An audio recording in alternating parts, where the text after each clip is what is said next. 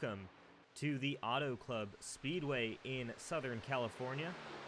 We're bringing you the SMRI 200. Myself, Rishabh Khosla, joined by David Westergreen in the booth. This is round number 2 of the JoinAPS Cup Series, the 2021 A Series, the premier Class A cars here competing for the second round. There you see there, Chuck Sweeting just sets the fastest lap of the session. We're underway with qualifying, where 44 cars will attempt to make 43 positions. One of these drivers will be heading home here. But David, talk to us about what we're going to be expecting to see from a lot of these drivers here tonight. A new track, 2 mile versus the 2.5 mile super speedway we were at last week at Daytona. What are the new challenges these drivers have to face?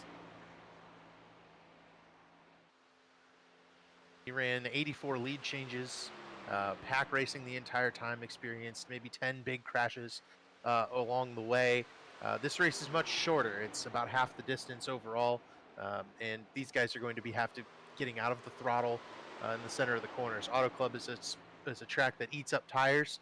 On the sim, though, not nearly as much as you might expect. These guys will be able to kind of abuse their tires a little bit.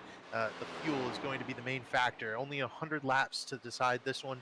And in that case, these guys are going to have to be very careful with how much fuel they save. If you can make this race on one stop, should it go green fully, which, elite racing kind of tends to do at these bigger tracks, that would be the key there, is to make this race on one stop, presuming that it goes green all the way. Yeah, absolutely. Talking to some of the drivers down in the paddock, they were saying, I think around 40 laps or so, 44 you said, on a good run there on fuel. So they're going to need to stretch out some fuel saving or rely on a caution to make it on just a single stop here. Yeah, and if we do happen to see some cautions, then I wouldn't also be surprised about that. A lot of drivers complaining of a loose condition in the car, having to make some adjustments to their steering ratios to keep these cars stable exiting the corners, described as snappy loose by a number of different competitors. So tonight it's going to be all about that car control and then that ability to make it on one stop. You're watching here Vincent Isabella as he's going for his second lap here in qualifying. Vincent will be joining us at various times in the booth here tonight. And prior to the green flag, he'll be our in-race reporter tonight, so look out for that 42 car running a different scheme. He won our scheme of the race there last week with that beautiful rainbow-colored Oscar scheme, but this time running ID Racing colors. We'll see what Vincent can do as he comes up to the line for his second lap. Yeah, we get to talk to Vincent Isabella. He would be a good driver to talk to at this race. He was one of those guys running for the fuel runs, trying to determine exactly how much he had in the tank there.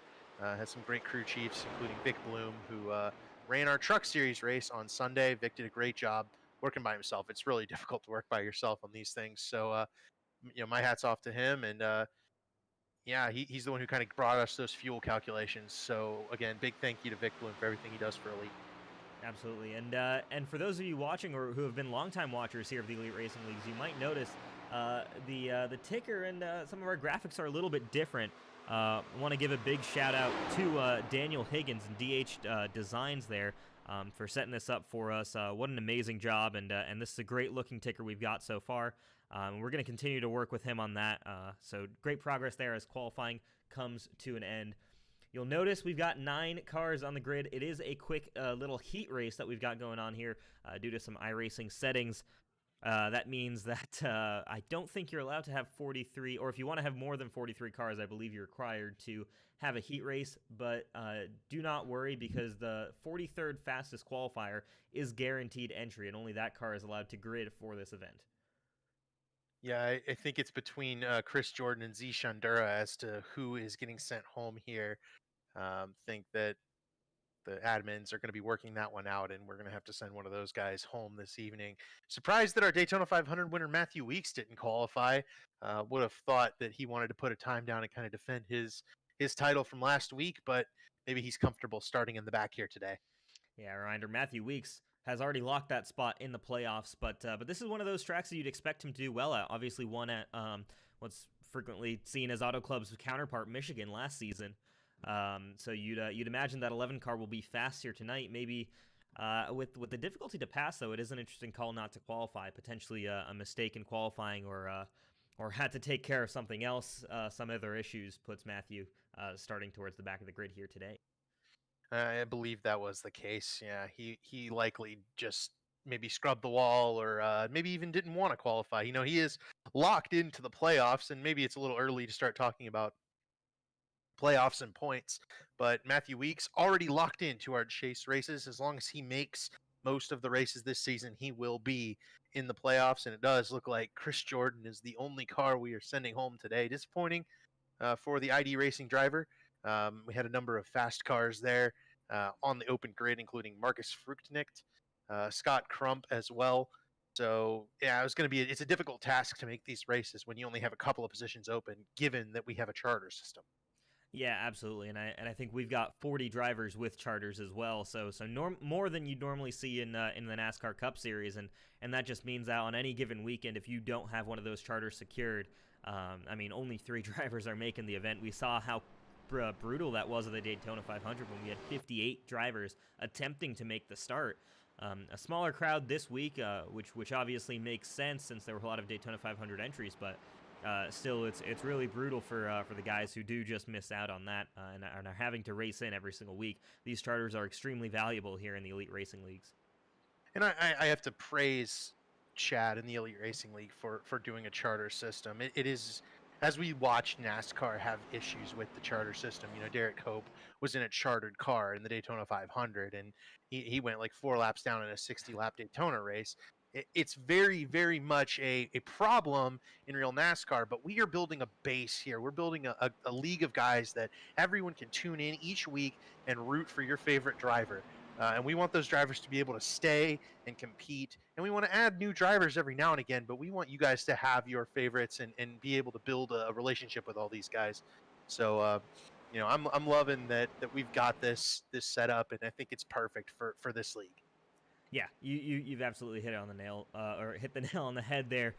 For a league like this, the charter system is absolutely perfect, and you can rely on having the likes of you go to the championship 4 from last year, Tyler Fode, Ryan Lutz, Chad Frankenfield, Ethan Burrell. You can rely on having those guys there every week, or having their car there every week, because they have that paid charter, they have that guaranteed entry into all of these races. The heat race is underway, but the guys will just be going around. Just trundling around a little bit here. Again, this heat race means absolutely nothing, just for iRacing to settle out the grid for the race. And with that, we're actually going to take you guys over to an ad with one of our premier sponsors for 2021. Can't talk about them enough. Richmar Florist. Richmar Florist makes every day a special day, from weddings and large events to that little something for any occasion. Richmar Florist has the perfect floral expression, and they're open online 24/7 at richmarflorist.com. Everywhere, every day. Richmar's 2 retail locations offer a fantastic selection of floral creations, gifts, and home decor. Book your free consultation in our showroom for your special event needs, and visit us online at richmarflorist.com today.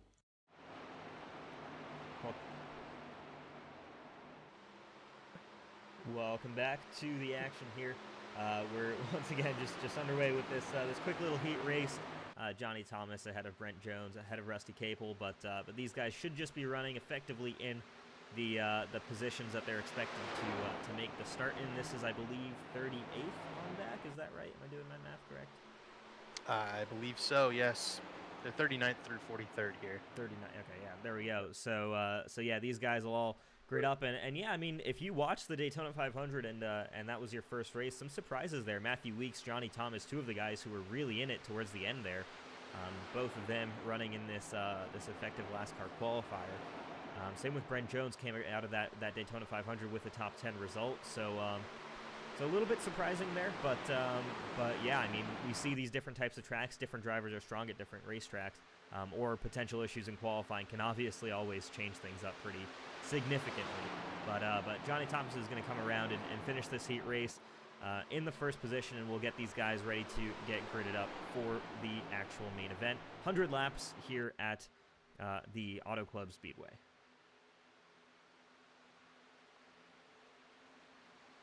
There we go, across the line, Johnny Thomas.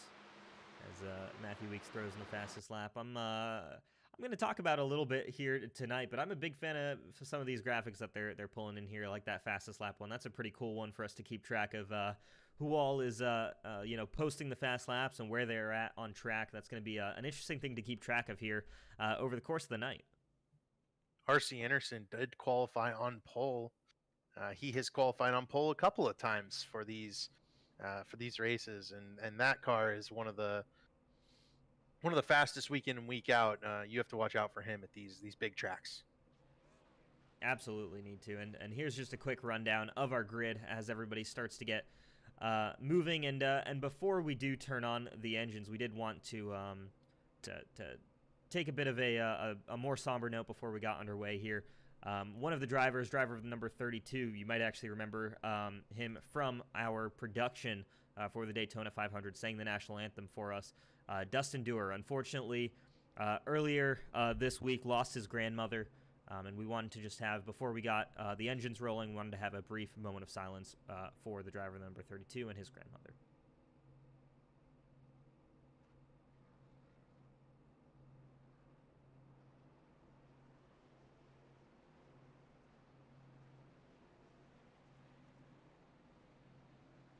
All right, the cars will start rolling here. Engines are on.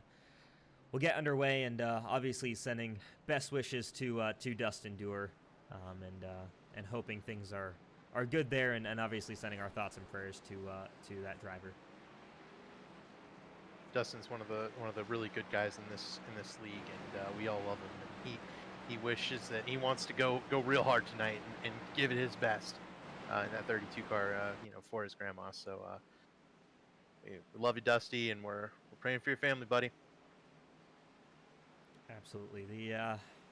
The lights are out on that pace car, and we're getting these guys 2 by 2 lined up and ready to go. It's going to be R.C. Anderson, Chuck Sweeting leading the way to the green flag, and yeah, 100 lap, but the first stage is going to be 20 laps here. No caution flags, but still important 20 laps here to score those stage points for the guys who are trying to point their way into this championship race. Every point we've seen matters, just going back to last year and seeing how close things were there. So look out for some hard racing here in the first 20 lap stage. 3 Lake Norman Motorsports cars in the top 5 behind Anderson and Sweeting. That's Ryan Lutz, Ryan Gavel, and Marcus Fruchnicht. Green flag is out. Yep, R.C. Anderson hits that loud pedal and gets a nice gap over Chuck Sweeting, and now Chuck Sweeting actually is going to fall in danger of getting passed here by both Ryan Lutz and Ryan Gavel, and even the 13 car of Marcus Fruchnicht looking to that inside there as well. So rough start on the outside there for Chuck Sweeting, looking for a spot to slot back into place. Incident at the back of the field, not sure who was involved in that. Also, 3 cars didn't even grid and start the race there. Ethan Burrell, one of those. Yeah, big issues there. Looks like it might have been the 25 car of Brandon Key potentially involved in that, but as him, the 11 car and the 01 of Zishan Dura are all shown as further back. But yeah, Ethan Burrell, the biggest name who didn't make the grid there. Potential internet issues. We know he's had that in the past, but that's obviously pretty brutal for the second place finisher at the Daytona 500 last week. Meanwhile, lap 1 is complete, and R.C. Anderson continues to lead the way over Ryan Lutz there and Chuck Sweeting, who slotted back into 3rd. Chad Frankenfield up to 4th position. Yeah, that Ethan Burrell missing is big. You know, we do have a drop week in Elite Racing League, you know, to give some of these guys an opportunity to miss a race if they have a real-life crisis going on. And Ethan kind of wasting his mulligan very early in the season if he's not able to get going here. Doesn't even look like he's on Discord. So potentially a calculated issue for Ethan Burrell, but disappointing nevertheless for one of our fastest drivers. Yeah, absolutely. He's going to have to hope that this is going to be his drop week. And I think Ethan's one of those guys we normally see is pretty good here on these 2-mile tracks. Obviously, Monday night we were at Michigan in the Xfinity cars, and he came out victorious there. So might have been one of those drivers who was hoping to, I mean, he's been over a season now without a win, unfortunately, for the driver of the number 37 car, despite making it to the championship for last season. But yeah, he would have been hoping to bring it to victory lane, and that's not a great start there for his team. Not at all, but you know who has started really well is R.C. Anderson in this 50 car. Just doing a wonderful job off the pole. I think clean air is going to be a huge factor today. The Ryan Lutz in this 36 car is definitely maybe the one to watch tonight. Very fast at every track we go to, but especially at these bigger tracks, Ryan Lutz is, you know, a short track master, but also just really fast everywhere. But these tracks where you have to get out of the gas and get onto the, you know, let that car roll through the center. Ryan Lutz is just so good at that. He's really able to kind of roll up on RC Anderson and pull away from people in the middle of the corner. Absolutely. You can see, though, Chuck Sweeting and Chad Frankfield not quite letting him get away with things just yet as we finish lap 4 there. Starting lap 5, we've kind of got this 4-car lead pack almost, with a little bit of a gap back to the number 1 car of, or excuse me, the number 13 car of Marcus Frucknick. But yeah, right now we're kind of seeing what we probably expected to see with this package, with this racetrack, where guys are pretty spread out. Not going to be a ton of overtaking, though we do see a couple of moves going on here, first of which is David Tooker on Ryan Gavel. Tooker's going to go to that inside line, but can Gavel hold it on the outside? What's the preferred line around this racetrack, David? Oh, it's going to be the bottom all the way, I think. Maybe you can ride the middle a little bit, but I think these guys are going to be bottom hunting all night long. You know, trying to get this car to travel as little distance as possible. You know, we talked about fuel at the beginning. The guys who are saving fuel, the guys who are ensuring they're going to be able to make it all the way to the end of the race, those are the guys who are going to come out on top in this one, I think. See there, change for position. David Tooker passes Ryan Gavel for the 6th position. A little bit further back, we've got our in-race reporter, Vincent Isabella, going for a move. Currently in 15th position, but he's going to dive out of it there. There's your Daytona 500 pole sitter, Josh Adams in the number 95. Ooh, as we got a car, contact. Caleb Thompson gets sent sideways, but he saves it, and he's back in it. No caution is thrown there. Great save by the driver of the number 4 car. I think that might have been the guy right in front of him there, Andrew Rucker, dubbed by Michael Goodman as Mr. Excitement 2.0. Andrew Rucker is kind of the guy who pushes the envelope early and often in this series, and you know, has plenty of success doing it. Right there, almost caused a bit of a disaster, but they keep it straight. Absolutely, yeah. These guys, you can see them pushing hard back here in the pack. You got just in front of them Hank Steinmiller and Matt Arcara going at it. Hank looked like he was going to try and make a move there on Matt, but right now it's Matt Arcara with the advantage. Or it might have actually just been Matt Arcara going past Hank Steinmiller with how much that 45 car is gapped this 63 here. Hank Steinmiller looks like he's struggling as he's getting passed by Jordan Owens on the inside now. And a brief mention on Jordan Owens. You know, he was our outside pole sitter for the Daytona 500. Ended up not being able to make the race due to some personal issues. And we've got, you know, a great driver there. Won his dual race. Everyone was really excited for him. Disappointing little week there for Jordan Owens, but we're excited to have him back, and hopefully he can keep rolling here. The 16 car looks pretty fast.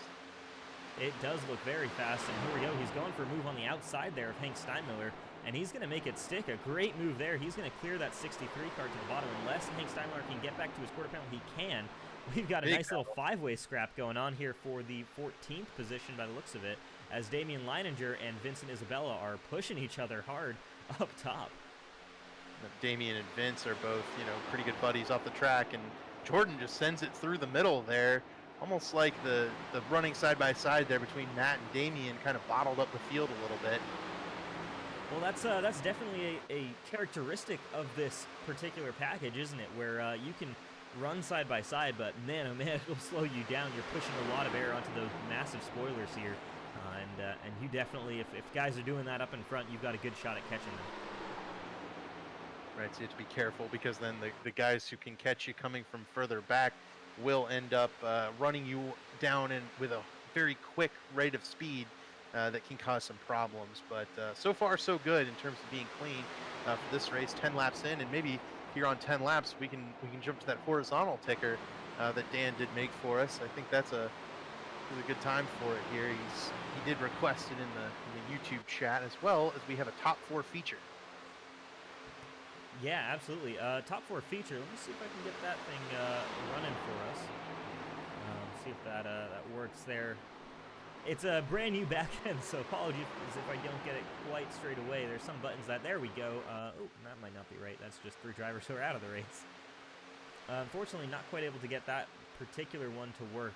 And unfortunately, neither of the leaders group is working either, but we can get that work in for us potentially later tonight here as this race goes on. I'll continue to play with it back here, but still enjoying this battle going on here. This battle for 14th position back in the pack, but these guys are having a ton of fun with it. You know, I'm watching some of these guys that are dropping back, Damian, Vincent, and then you've got guys coming forward like Johnny Thomas and Josh Clark as well. I think there's some different agendas going on here. You know, I think there's some guys who kind of think, we're going to have a caution. We're going to be racing hard the whole way, or maybe even not concerned about fuel at all. And some guys who are kind of playing it smart, playing it safe. I can't help but, you watch Damian and Vince doing that same strategy again. I think that might be calculated, trying to save both of those guys a little bit of fuel to try to make it a little closer to the end. Absolutely, just out of shot there. You saw the driver of number 38 car as well, Jeff Green, running his, I believe this is going to be his second full-time season here in the JoinAPS Cup Series. That's 2001 Busch Series champion Jeff Green in that C2 Freight Resources car for Ruthless Motorsports. Now working the inside of Jordan Owens, as Jordan's kind of been shuffled back a little bit. I mean, that's just how this pack is really seeming to work back here, where I mean, you're so reliant on momentum, where if you get checked up just a little bit, you can fall back a number of positions, especially with drivers as close as they are right now.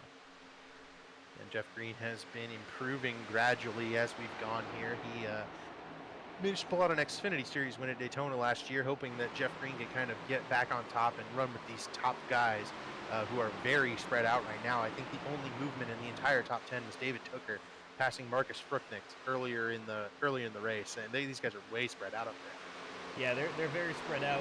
Fruchnicht, Gavel, and Tooker here are pretty close together, and then Chuck Sweeting's about a tenth and a half behind Ryan Lutz, but I mean nowhere near as close as the battle that we were just watching there, where we had drivers quite a bit closer on track and in a much larger pack, where you could really see a lot of drivers kind of holding each other up. But we'll keep an eye on this battle up here for 5th position. David Tooker 2 laps ago making that move on Marcus Fruchnicht, but Marcus not quite letting that 19 car go just yet. Meanwhile, R.C. Anderson still up front, dominating 3/4 of a second ahead of Ryan Lutz. You know, we talked to R.C. Anderson a number of times last year on these bigger tracks. Then we talked to him at both Kentucky and Homestead. It might not have been Homestead, but we talked to him a number of times, and he said each time, I'm not very good at these big tracks. I'm still getting a hold of the Cup car at the bigger ovals, and he's a road course ace, so of course he's going to be good there. But we expected R.C. Anderson to kind of maybe struggle a little bit more. It seems like he's really starting to get a hold of these cars, this track. He's really fast now. Yeah, he's really found that pace, and yeah, it's going to be execution now. I think he was talking earlier today, and especially after the Monday night race, where tire conservation, he was saying, is his biggest struggle right now. He's got the raw pace on all of these different racetracks that we go to, but making the tires last over the course of the run is the big important thing for him. And good news in the broadcast booth, we got that top 4 graphic working. Big shout out once again to Daniel Higgins for showing us that. He's helping us run things with this whole new thing. He helped design this new graphic setup, and I'm loving every bit of it. Me too, man. I love this thing. I'm a big fan of the horizontal ticker myself. It feels very old school, more early 2000s NASCAR, which is where I grew up in. Well, the NASCAR that I've always known to watch. So we're hoping to bring you something like that. But that big sideways grid as well will work wonders for showing all the names in the field and getting you a rundown from 1st to 43rd. So we're going to work on that as Chad Frankenfield going underneath Chuck Sweeting there for 3rd. 15 car battling the 75. And David Tooker and Marcus Fruchnicht also trying to get involved in the battle. David Tooker, our last year's Xfinity Home Place Beer Series champion in the B-class cars. Yeah, something happened there with Chuck Sweeting. I mean, honestly pretty terrible run there off of turn 4 that just lost him 3 positions there in the span of effectively 1 straightaway. So again, potentially just momentum there that really hurt that car, and we saw just the effect of that. For sure. And here comes David Tooker going for 3rd on Chad Frankenfield. So if there's a biggest mover so far in this race that wasn't maybe Johnny Thomas, who's all the way up to 20th from starting in the back, it's got to be this 19 car David Tooker, already up into the top 3 or 4. Looks like he's going to make it 3 underneath Chad Frankenfield. Going to be a tight battle between these two. Yeah, absolutely, and Frankenfield not quite letting him get away, but you were saying there that that inside line is just that little bit more powerful, and it seems to be the case here. David Tooker, I think, in this next couple of corners is going to take over that third position from Chad Frankenfield, but Chad with a good run there off of turn 2. He's not letting him go very easy, and we've seen these two come together before as well, so certainly a lot of rivalries on track, but both of them racing each other cleanly, and David Tooker is going to clear himself in front of Chad Frankenfield for the third position. Now, I know that people watching may have seen a big, running the very top wall at this Auto Club track, as we've got a couple of guys on the apron there, including Richard Hines, and I'm not sure who that other car was. Brandon Key is in it as well, and we do have a caution.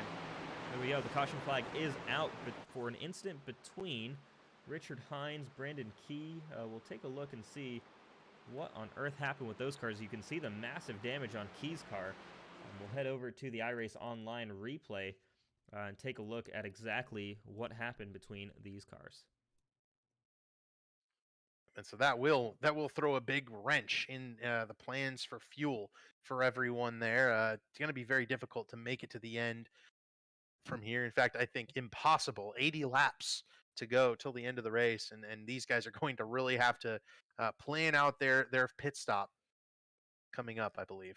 Absolutely. Just if you're wondering why this is taking a little bit long, it's because I'll get to a driver who was involved in the wreck, and it'll be because he's hit the wreck that's already happening. So I think we found it, the start of this wreck here, and yep, I think we have. And I mean, we mentioned it before. It's involving Mr. Excitement, Andrew Rucker there on the outside line with Matt Carr on the inside. Oh man. Hard hit for that 45 car. You'll see quickly here Casey Hatch gets involved, and he goes straight in, nowhere to go with that 45 car. And then they're just going to keep piling in. Yeah, it's just a constant source of wrecking. You saw there the 25 of Brandon Key. You saw, or actually, excuse me, Key's coming in here late. He comes into the back of Casey Hatch there, shows up on the scene last minute. So it was just a long-running incident there with all of those drivers getting involved. That was the product of iRacing. I have no idea why iRacing wasn't throwing the caution. Those guys didn't know the caution was out, and I don't know. Maybe we don't have cautions on or something. But my goodness, that's a unfortunate thing for a lot of those guys piling into that wreck. There were cars stopped on the track that they didn't know were stopped back there. Absolutely, yeah. And well, we're gonna go here to the race here on pit road. And we'll take a look and see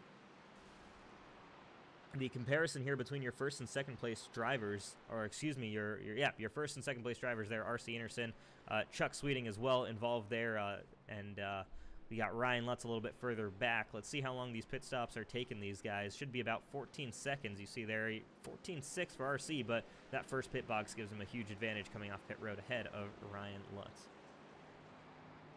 Got to see if Ryan Lutz can do anything with R.C. Anderson. So we got a couple of options here now under the caution, and we don't get too many cautions. So we could run our sponsor read, or we could run and go see what our in-race reporter Vincent Isabella is doing. Yeah, I think let's go take a look and see what Vincent's up to here. We got a couple of other chances for sponsor reads, but drivers can't really talk to us while we're under green flag racing. So let's bring him in right here.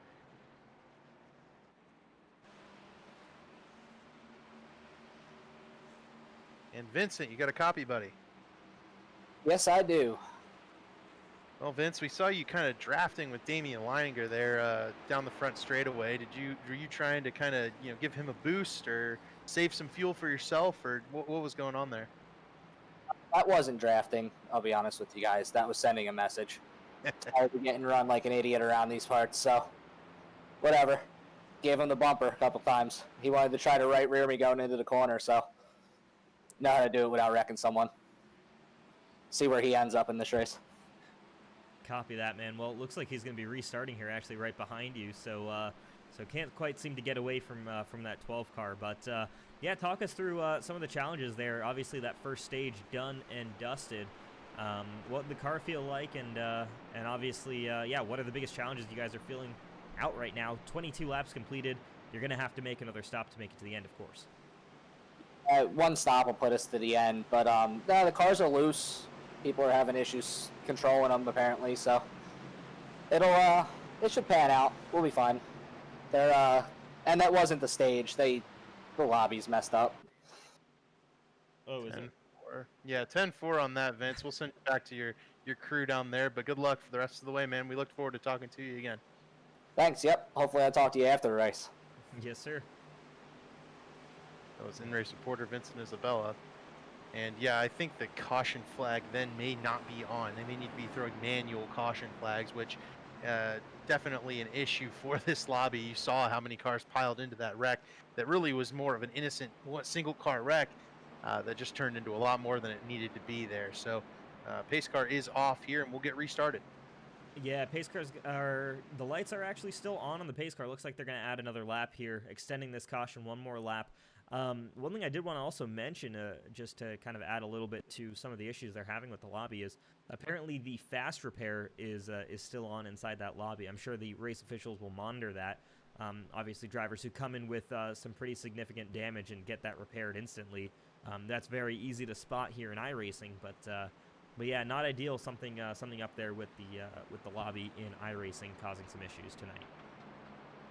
Frustrating for us there. We generally don't have those kinds of problems, but when you have to kind of manipulate the lobby in order to get our 43 drivers in as we need them to be in, because we can't just set guys as locked and then drop out the open drivers that are slower. That's just what you end up getting is one single check mark. It takes off cautions, and there you go. So they'll be all right. We have great admin here. Ethan Resner is doing it, and he's one of the better ones, in the iRacing world. We got a lot of guys back here able to run it. I believe Ethan Burrell's back in the race back there. I think I see the blue Toyota, and if so, Ethan is going to be several laps down, unfortunately, but should be able to keep that car up. He was complaining about the day-night transition hurting his internet connection. Yeah, it still doesn't look like it's totally fixed. There's some blinking there for the 37 as you see him blink off there.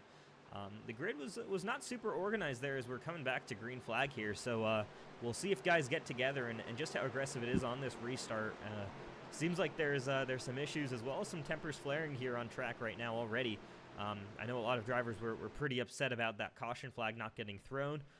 Some drivers upset with other drivers, as we heard with Vincent Isabella, but we're back to green flag racing, and we'll take a look and see. But R.C. Anderson, once again, with that great jump from the pole position, Brian Lutz has to defend from Chad Frankenfield in second position, but he's getting a nice little push there from Marcus Frucknick, his teammate. Lake Norman Motorsports cars there working together. Ryan Lutz's car, very beautiful. Definitely shining up in the nighttime race here tonight. Josh Adams down on the apron. Looks like he's losing spots as well. And Lutz challenging for the lead on the outside. Not sure if maybe Lutz and Frankenfield are pushing it a little bit harder here, but they're definitely keeping RC within their sights.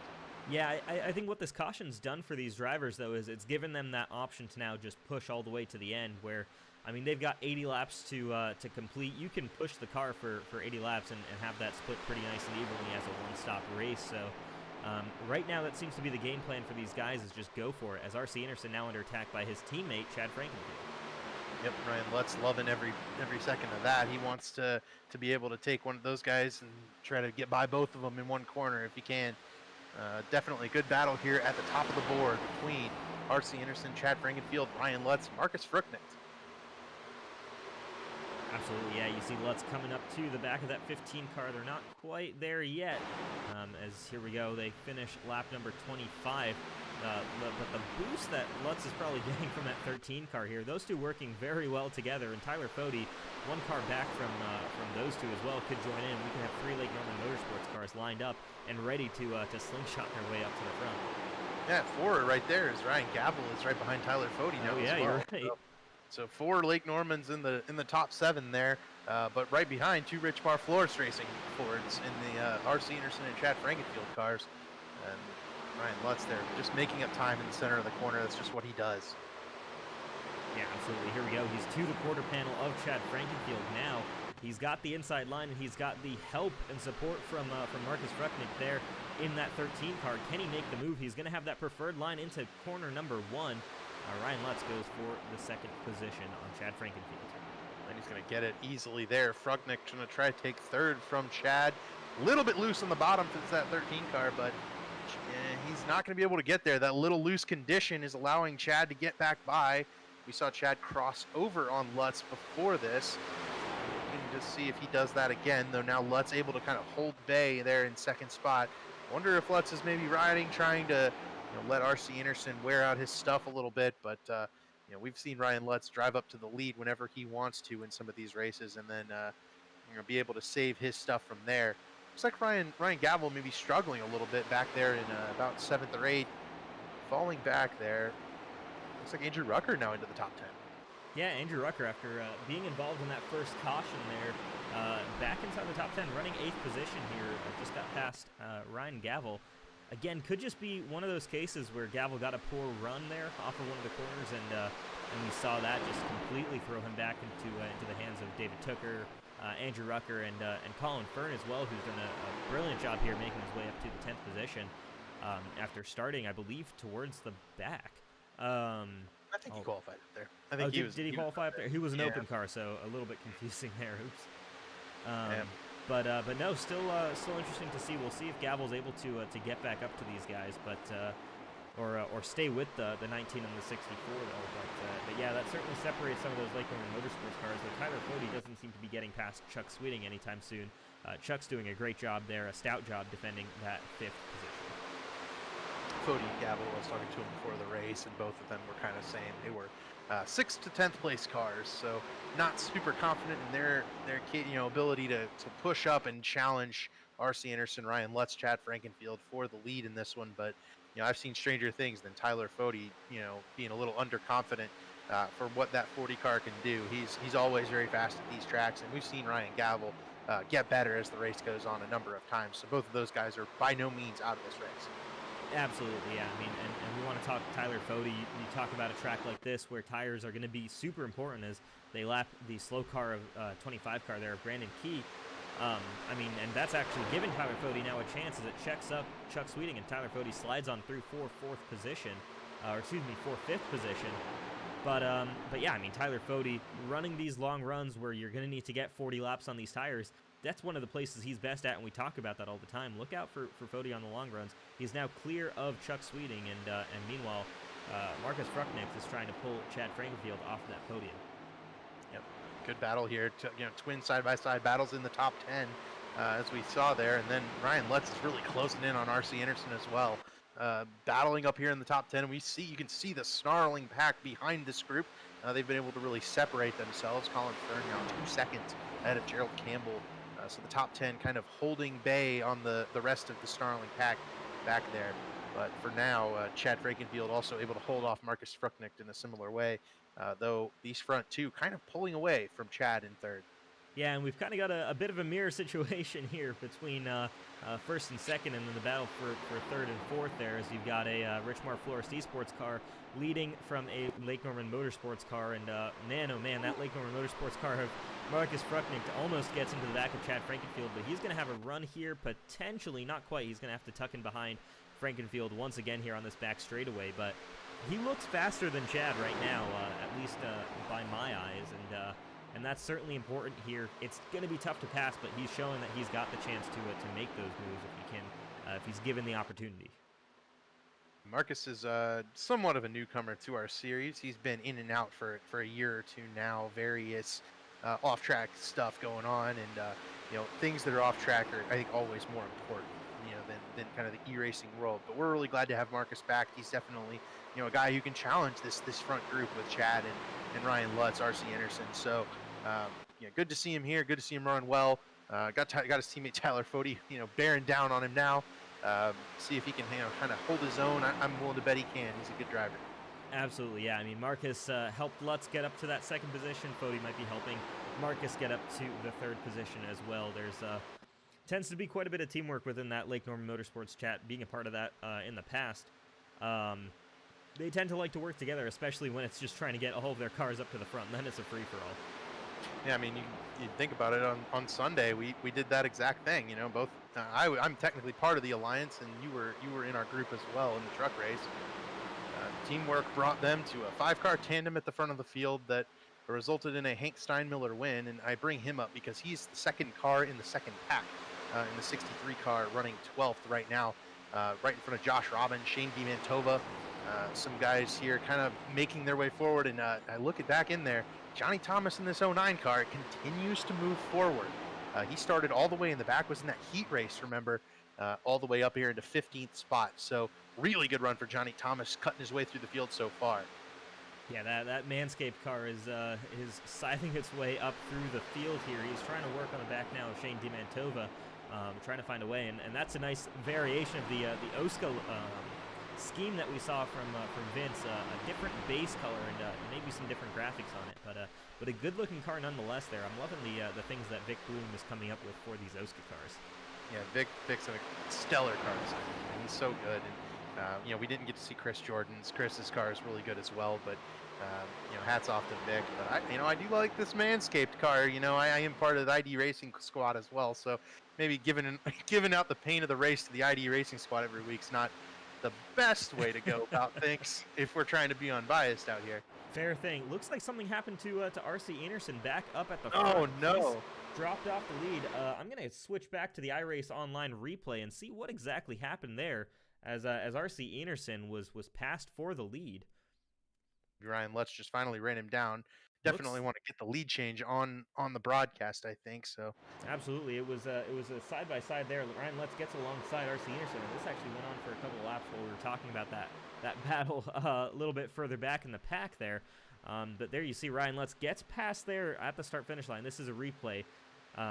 Just be aware, and so he's going to scythe on through. But what I'm curious to see, though, is current timing scored shows Chad Frankenfield and now Marcus Frucknicht ahead of RC Anderson. So something happened here to RC where it looks like he might have just gotten loose off of 2. That's going to allow Chad to get past as well. It looks like Chad just took advantage of, you know, maybe not. You know, he hasn't passed him yet.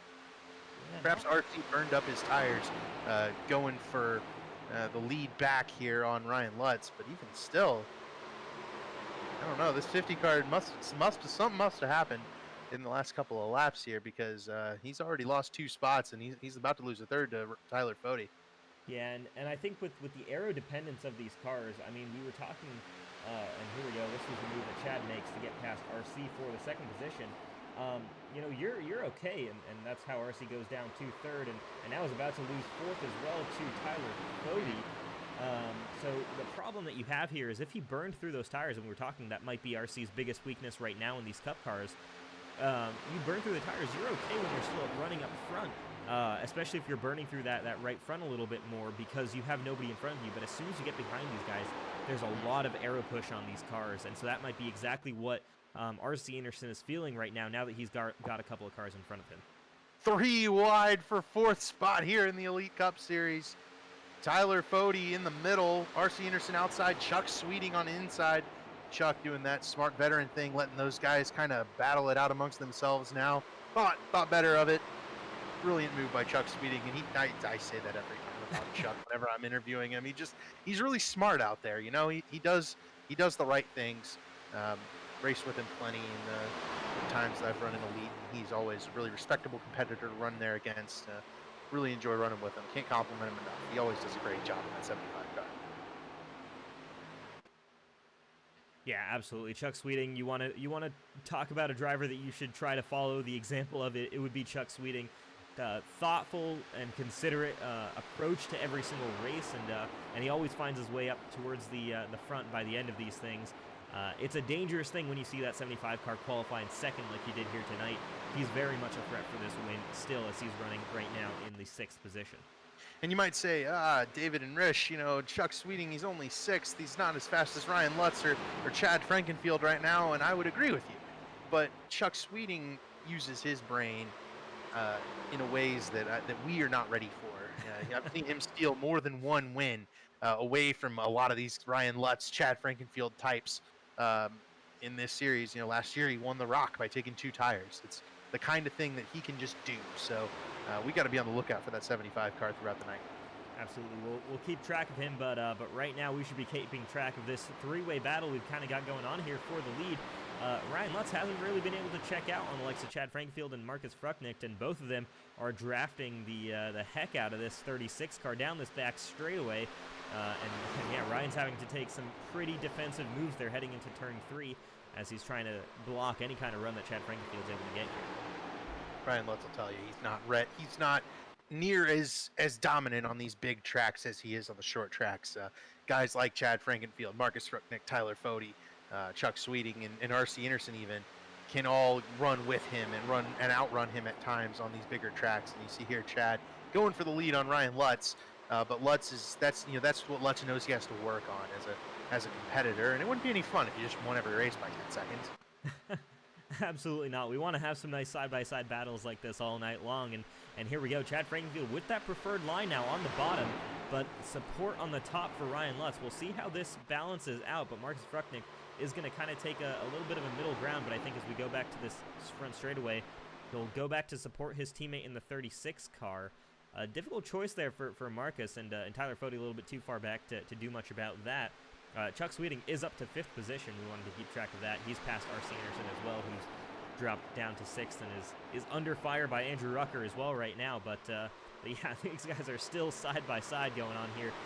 Chad Frankenfield with a nose ahead, but Ryan Lutz hanging on that outside line. You know, it's not Daytona. We had 84 lead changes at Daytona in this series, which, I mean, you watch the real Daytona 500, that thing was nowhere near as interesting as our race. I mean, might be a little biased, but I think it's true. As Chad does take the lead from Lutz, and they are coming up on a lapped car here. I believe it's going to be Dusty Dewar. So disappointing for Dusty. I think he may have gotten caught up in that wreck earlier, but easy to kind of stay out of the way here, and Dusty will do just that. The pack snakes underneath him. This is a different animal, you know. We had 84 lead changes. We had a lot going on track. Not always a great big battle for the lead at Auto Club Speedway, but these guys are putting on a really good show, man. Good battle between Ryan Lutz and Chad Frankenfield here, and then between Lutz and R.C. Anderson as well earlier in the race. Yeah, I think what we're seeing is even if these guys are a little bit different on pace on a single lap run, as the tires continue to degrade, a lot of that lap time difference starts to come a little bit closer together, especially if they're saving in similar ways. And we're starting to see just how close this battle. I mean, Tyler Fode's now involved in this lead battle as well. Chuck Sweeting is going to join in on this pretty soon as well. So, I mean, we're going to have a 5-way battle, maybe a 6-way battle for the lead going on. And yeah, it's difficult to pass, but that just makes it more rewarding when you're able to get that move done. These guys aren't, separated by a big bubble of air that they might be on some other tracks, especially like those 1.5 milers where this package, I think, really starts to show some of its disadvantages. But here, I think they're still able to run close together and still able to run side by side, even if there aren't really quite the two grooves that we'd like to see around this whole racetrack. I mean, there's two factors to contributing to this good racing that we're seeing. The ability for these guys to make the moves. You saw Tyler Fode just made the move on Marcus Frucknicht there for 3rd spot. Two factors. I think one is that we ran this race at night. We chose to run it on the transitions, so the track is cooling down. There's getting to be more grip in it. And then 2 would be the surface of the track. The old track surfaces are always going to put on a better race, despite the package. They ignore the package, and it allows you to put on good racing because you have to get out of the throttle once those tires wear. So those are the two factors that are allowing us to have a good race here tonight. Despite we know the elite schedule is made with the potential issues of the current Cup Series package in mind. And we're almost done. We're almost done with running this car. I think we have one more full calendar year before we'll switch over. iRacing will switch over to the next gen car, and then we will as well in the Elite Cup Series, I'm sure. Yeah, absolutely. It'll be likely 2 seasons here, this 2021A, 2021B, and then I'm looking forward to seeing what that next gen car is going to be like, because I know they're still tinkering with the particular packages. Obviously, the spec chassis is one side of things, but understanding just what kind of aero you're going to have on the different types of tracks is another important thing, and arguably more important, I think, to the product that we're going to have on the racetrack, making sure that you get rid of a lot of the downsides of this current package. Yeah, I think that I'm most excited about that diffuser. If you're going to run a lower horsepower car, you want it to be able to race really well in traffic. And I think that NASCAR putting that diffuser on it is really going to amplify the ability to drive in traffic. As long as we can get these cars mechanically unstable, even if they're at a lower horsepower, I think we'll be able to manufacture some good racing. And NASCAR's kind of working backwards, in my opinion. They're like, all right, we need good racing. We need to make a car that races good, and instead of taking a car that goes fast and then tinkering with that to make it race well. So Andrew Rucker's been involved in a whole lot of stuff tonight, and he's racing really closely with Ryan Gavel here. Yeah, Andrew Rucker not at all afraid, despite that first incident. And look at man. that there, further back. You got Colin Fern and Johnny Thomas just cutting down to the middle, 3 wide. Colin Fern backs out of it. Johnny Thomas might go to the lead of this second pack here. That's actually closed quite a bit up to this lead pack. Haven't talked about him at all. Gerald Campbell and Josh Robin both. And we're going to have to give a pain of the race to this 31 car at some point. I don't think it may not be tonight. But that diecast dude number 31 car is absolutely gorgeous. Love the yellow numbers, love the yellow text. And I also do like this Manscaped number 09 for Johnny Thomas. This thing is solid. I was feeling the Manscaped car for sure. I think there's just something, it's a basic, very basic design, but it stands out amongst all of these other, everyone has a very solid design in this Elite Racing Leagues, but this basic Manscaped, you can see the Manscaped logo there anywhere on the racetrack. That's one of the key things, I think, in any proper race car paint. And yeah, man, I'm loving this Manscaped car. I loved it last week at the Daytona 500.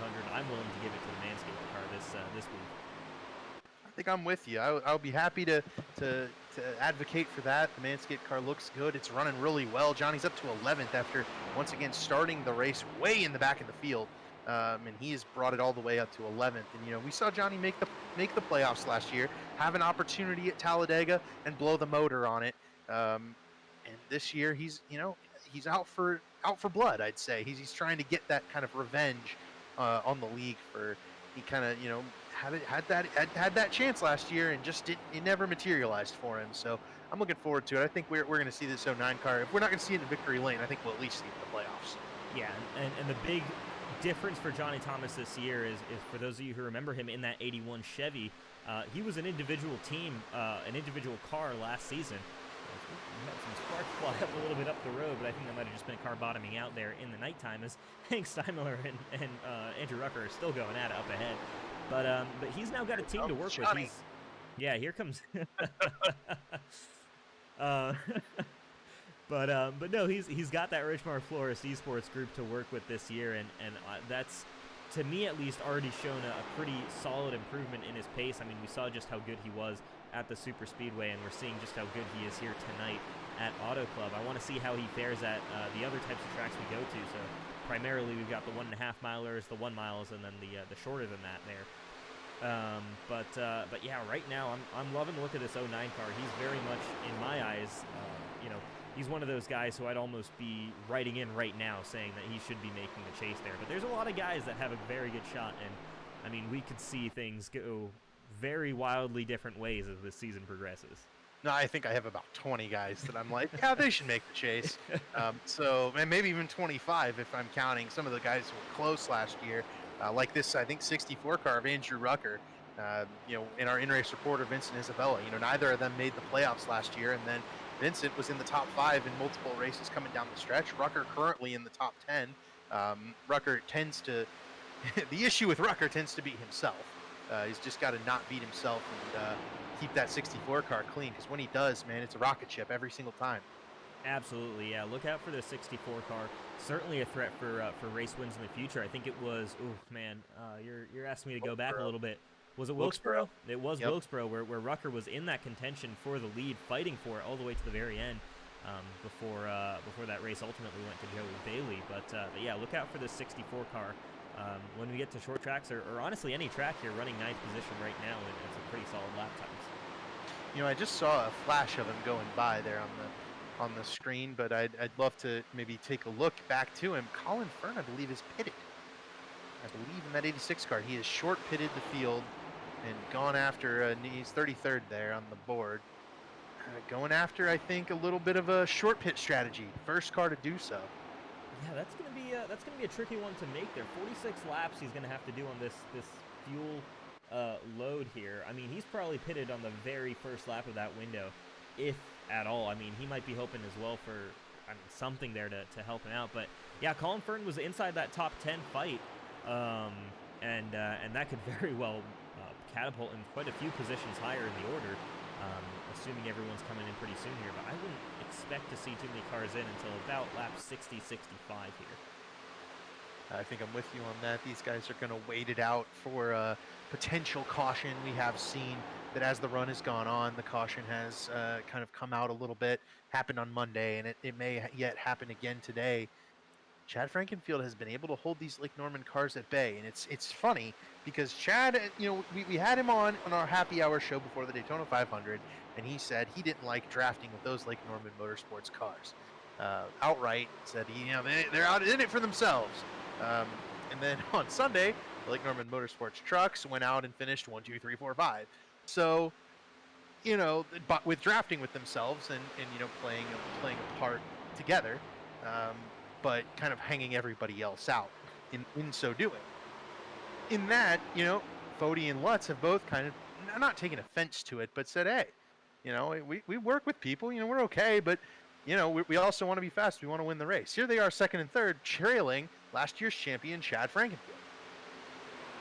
Yeah, I mean, it's the teamwork there is, exceptional within the Lake Norman Motorsports group. Again, I've gotten to kind of experience it a little bit secondhand for the past season or so, and you're involved in that team as well. But there is just something right there that, they're out for themselves, but again, they're out for their team first in terms of, hey, let's make sure that all of us are first in that order, and then we kind of go for it. And right now, heck, you've got second, third, fourth place Lake Norman Motorsports car, and then Ryan Gavel down in 8th position, Hank Steinmiller, an associate car there in 11th position. They're all running inside that top 10, and that's one of the primary, kind of things that these guys look out for. You've got them 3 in a row, though, especially here, running second, third, and fourth. Look out for them when they start getting together, especially see if they pit together, different things like that. But, with the same token, when it comes down to it, how many times have we seen Ryan Lutz and Tyler Fody wreck going for a race win? These guys can sometimes be their own worst enemies as well. Yeah, when it comes down to it, those guys take their gloves off and they race for themselves too. And I think that's kind of the mark of a good team. We've seen Kyle Busch and Denny Hamlin get into it, and Joe Gibbs, and you've seen Jeff Gordon and Jimmy Johnson get into it at Hendrick. And these guys know when it's time to go, know when it's time to work together, and I think that's a mark of a good team. We see Chad run with R.C. Anderson and his teammate now Johnny Thomas, who's now up in 10th, by the way, doing a great job. But all that to say, these guys are competitors at the end of the day. They can work together all they want, but Chad tends to be, he says he tends to be a little more for himself in general, and these guys behind him, they tend to work with only themselves, so Chad can kind of branch out when he needs to, but these guys behind him, they tend to stay within the team of Lake Norman Motorsports, and it produces results. You can see it when they win the races. Yeah, absolutely. A ton of talent in that group as well, but we kind of just accepted it when we saw it. But Tyler Fody is past his teammate Ryan Lutz for second place, and potentially closing down Chad Frankenfield a little bit. They matched each other on that previous lap there, but we talk about it time and time again. Tyler Fody is strong late in these runs. This is kind of where we'd expect to see that 40 car is very strong, but also Chad Frankenfield, man, oh man, he's figured out that long run pace. We saw him figure it out late in the chase last season, and ultimately helped win him a championship. But he's doing that again here tonight, where he's just extending this tire run and making it work for him, and holding these Lake Norman Motorsports car at bay, where they normally be the strongest cars that you'd look at on these long runs. I think he pitted, though. He just pitted. Yep, he just came down to pit road. You're correct there. Leader Chad Frankenfield onto pit road there. So there we go. The first of our leaders, R.C. Anderson, teammate of Chad Frankenfield, there comes in as well. Believe Johnny Thomas might have joined them on pit road as well. So there you go. All of the Richmar Florist Esports cars and Andrew Rucker. So yep, that 4-car team there, all pitting together. So there you see that teamwork on that side. As Marcus Frucknick stays out, but Tyler Fody, Ryan Gavel, and Ryan Lutz all pit in. So once again, teammates pitting together on this racetrack. Shane DiManitova down pit road as well for ID Racing. Trying to see who that is up top. It's Alec Balvans in the number 5 car. Balvans running for Racing Point Limu Even. Yeah, Teammates are Jared Rexing and Kendall No Player. Absolutely, and Tyler Dixon as well joining the cars down on pit road. That's one of our new teams this season, isn't it? Nope, it's Do Good Motorsports right there. Do Good, excuse me. The Tyler Dixon car. Yeah, he's introduced a team, believe for Xfinity Series, but he is part of the Do Good stable here in the Cup Series. Ryan Lutz coming off pit road. Yeah, here we go. This is where we'll see that blend there, and you see easily past Chad Frankenfield, Chuck Sweeting as well. There goes David Tooker and R.C. Enerson. So there you see pitting just one lap later makes all that much of a difference there. Chuck Sweeting and David Tooker have not pitted yet, but you see the gap there for Chad Frankenfield and R.C. Enerson. But now, in theory, this should help these Lake Norman Motorsports cars who pitted that lap later have that pace a lap longer, I suppose. I think that this is going to fall right into the hands of the guy who pitted very, very first, Colin Fern. I believe he's going to come out of this the leader. We'll have to check our timing and scoring once everything cycles through, but I think Colin Fern's going to be the leader, kind of looking at the scoreboard in this 86 car. That would certainly be a move from about 10th spot all the way up to the lead through green flag pit stops. You might be right there, because here's Fern, and right behind him you see there is Chad Frankenfield. So he might be slower in terms of just the pace on that car, but not by a significant margin here, as we can compare him to the car behind Chad Frankenfield. Again, not carrying as much speed through the corner. The question is, though, how far will he fall? Because ultimately, while that was a great strategy call, he's going to need a caution effectively to come out now for this strategy to really work, or at least once the likes of Chuck Sweeting, Jared Rexing, Josh Robin, who are leading the way right now, have pitted in. Yeah, a bunch of those guys work together there. Josh Robin, Gerald Campbell, teammates over at PRC Esports. Chuck Sweeting tends to, pull the strategy that the leaders aren't. And that's what, we love about Chuck. He always tries to do something contrary, and you got to have somebody in the field that does that. Man, I love it. It's a great call. It may or may not work out for Chuck. It doesn't always work, but when it does, it's really a spectacular move and a brilliant strategy call when it can work out. So we've got to keep our eye on the caution clock, because if caution was to come out here, that would open the door for Chuck. And now, as Chuck goes on down pit road, it would open the door for Jared Rexing to take the lead. Yeah, so Jared Rexing working with Josh Robin here. Josh Adams as well a little bit further back. Jordan Owens, Matthew Weeks, Kendall No Player, Vincent Isabella, all of those guys are yet to pit in. I think everybody behind them has now hit pit road. Rusty Capel in 8th place, has joined them as drivers who have not pitted. So these guys trying to make it work, staying out a little bit longer here. Curious to know how long they can go on fuel, though, because actually it looks like it won't be much longer, as I thought that 95 car was coming in, but maybe that was just a trick of the eye. Yeah, our pain of the race in duel number 1 there was Joshua Adams, looking for a chance to maybe sneak in a good top 5 run here if he can grab it. Adams is one of the former winners at this track. Battled Ryan Lutz in a side-by-side win in our inaugural Cup Series. Was absolutely an incredible race. Might be alive somewhere in the annals of YouTube, but for now, Jared Rexing does still lead the way with 9 cars on track. I believe the 9th one was Zishan Dura in the 01 car. Yes, sir, you're correct there, and yeah, we'll see how much longer these guys can go. I mean, Jared Rexing and Josh Robin as well. I mean, these two, you want to talk about them being on together. Last time we probably saw them was back at the World 600 last season when they were leading that first stage early on.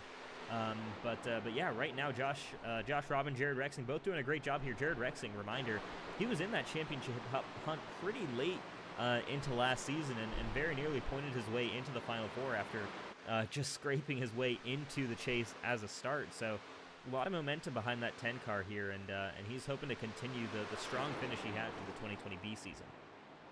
Yeah, Jared Rexing was impressive last year for sure, and he ran very well in our Daytona 500 last week. That 10 car was absolutely going for the win there. Josh Robin with him as well in that race, and Josh Adams.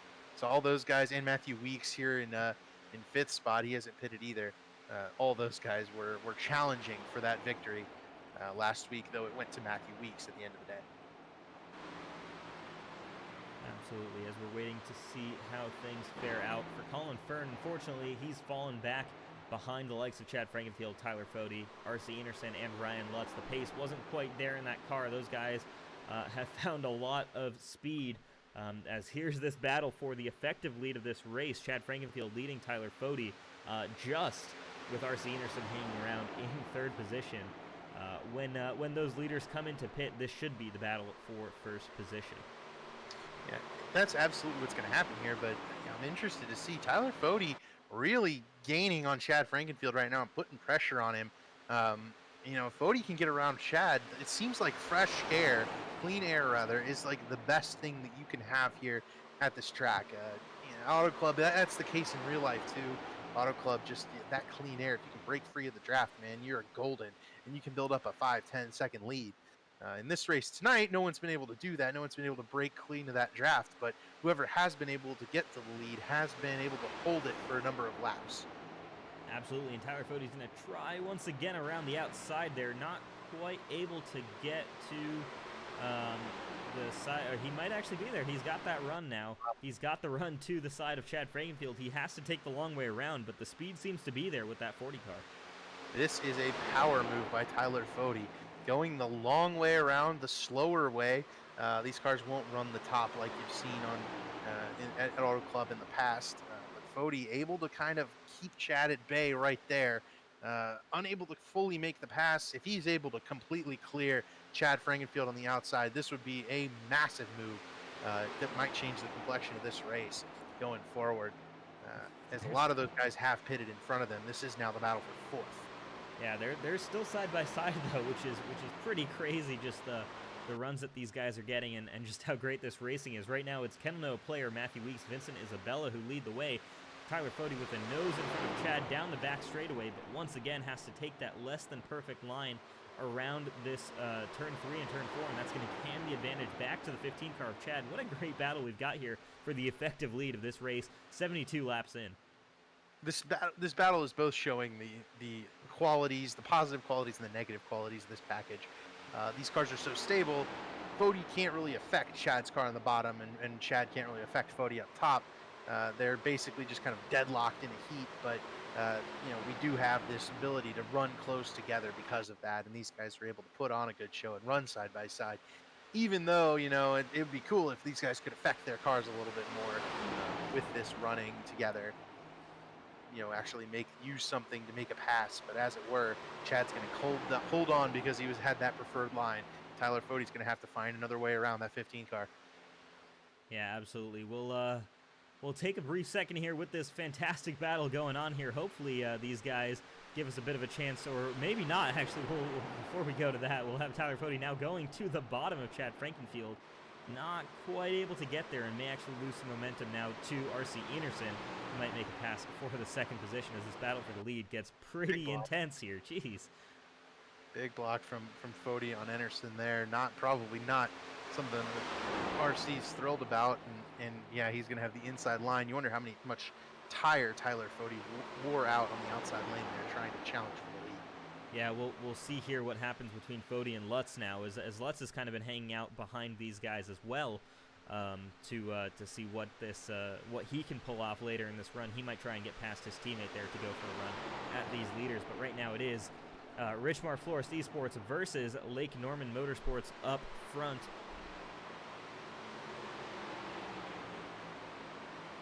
Duking it out for the lead of this race. Tyler Fode still hanging on the outside line. He's going to clear R.C. Anderson, I think, and make R.C. have to deal now with Ryan Lutz on the outside there.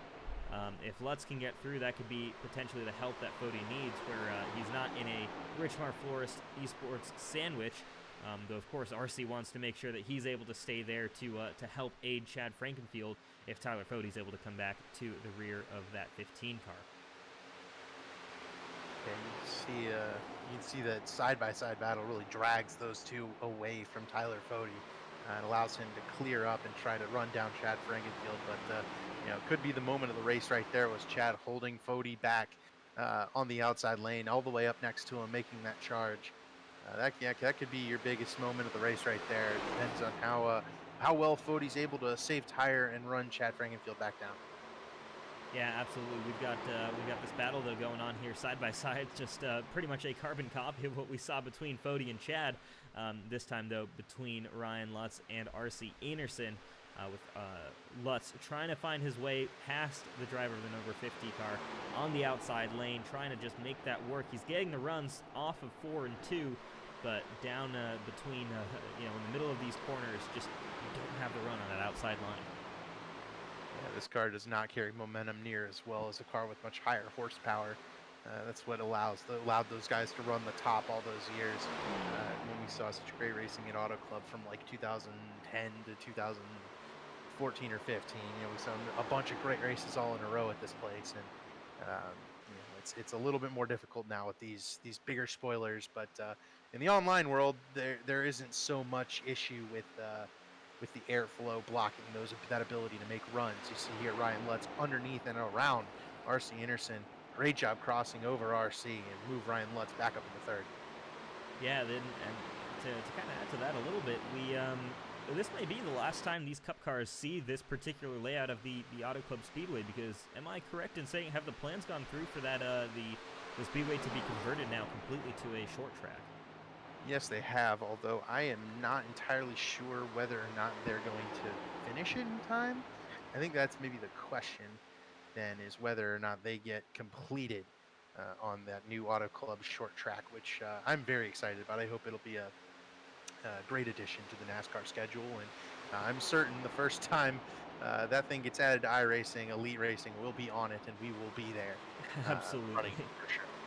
For sure. I'm personally going to miss some of these 2 mile tracks, only 2 of them still left out there. They're a pretty nice, unique beast, but looking forward to some more short track action. But we do have to take a second here to thank our race sponsor, of course, SMRI. You see there up at the top of your screens, the SMRI 200, the name of this event here, 200 miles, 100 laps at the Auto Club Speedway.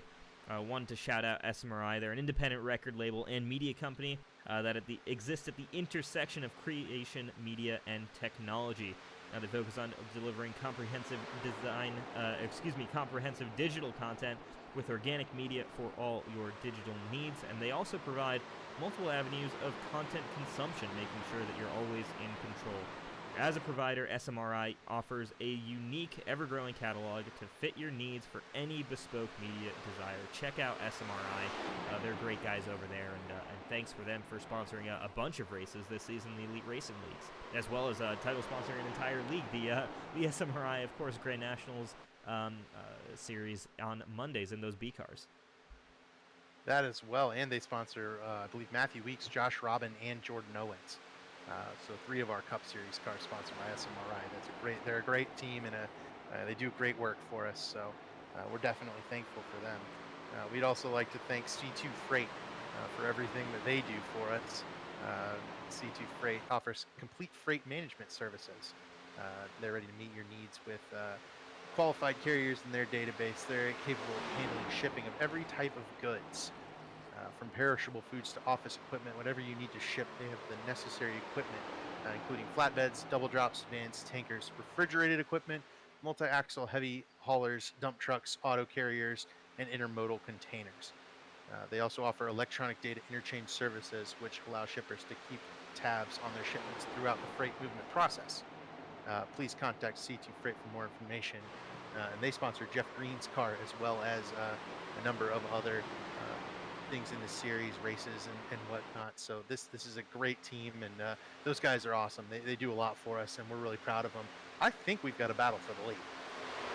We do, in fact, have a battle for the lead there, this time with Tyler Fody on the inside. Great catch there, as that we were watching there, the battle between RC and Marcus Frucknicht. But here we go. Tyler Fody gets it done with an inside pass on Chad Frankenfield, and that's a very important moment for Tyler Fody there. Lap 81 complete, though Chad Frankenfield not going to let this 40 car get away with it too quickly here. He's going to try for a run on the outside lane, potentially having those tires saved up after leading all of those laps. We did mention it early in this race, but Tyler Fody told me before the race, I'm a 6th to 10th place car. And I know Tyler Fody, and he's a good guy, but he's not out here intentionally telling me wrong. It's just that Tyler Foot's really good at this stuff, and he's able to get a little more out of these fixed set cars than potentially some of these other guys are, and he's able to adapt to the track very well once he runs it a little bit. That's why we saw him, not necessarily making his way straight to the front. He's the guy that'll ride around, and then he'll make his way right there at the end of the race. But Chad's challenging back on the inside. It's absolutely not over yet, though. A great run there, entering the corner for Tyler Fode. As Frankenfield gets loose on the bottom there, he's going to give up a ton of time there to Tyler Fode, and that might have just sealed the deal there. Chad Frankenfield with a great run, trying to get to the inside of that 40 car, but just loses the rear end there again. Some of these guys have been fighting with a lot here tonight. I mean, it speaks volumes that we haven't really... We had our eye on Chuck there when he stayed out 10 laps or so. I guess it's going to be 4 or 5 laps before this group pitted. Chuck is now up here in 5th within a second of the lead, and he does have 4 or 5 lap fresher tires than Chad and Tyler up here fighting for the front spot. So if Chuck is able to kind of get by Marcus Frucknicht here at a relatively quick time, he would certainly present a wrench in the battle for the lead. And David Tooker in 6th spot behind him also has fresher tires. We were made aware of this by Ethan Burrell, throwing it into the elite group chat. So thanks, Ethan, for letting us know on that one. Yeah, well, Ryan Lutz going for Chad Frankenfield for second. Yeah, here we go. That Lake Norman Motorsports crew, those guys. I mean, Lutz really hasn't been getting involved in too many fights there with that little bit of a scrap with RC Anderson, but he's probably got the best tires in the field right now outside of the likes of Chuck Sweeting, and he's got the best tires out of the guys who pitted before the likes of Chuck Sweeting and David Tooker did, the guys who stayed out a little bit longer. So, I mean, good look there for Ryan Lutz, and we'll see what he can do if he can go up to his teammate to challenge. But here we go, as Chuck Sweeting has joined in this 4-way little scrap for second place. Right now, Chad Frankenfield needs to just kind of slow the momentum of falling back here, especially if his tires are a little bit worn. That could be giving him the push that he's not quite used to here, as he's been leading for so many laps here tonight. Yeah, Marcus Frucknicht underneath Chad, and I think Chad may have burned his stuff up a little bit when he got, way back when he got loose there coming off of turn 2, battling underneath Tyler Fode. Maybe have overheated his tires a little bit, and that may have cost him some time.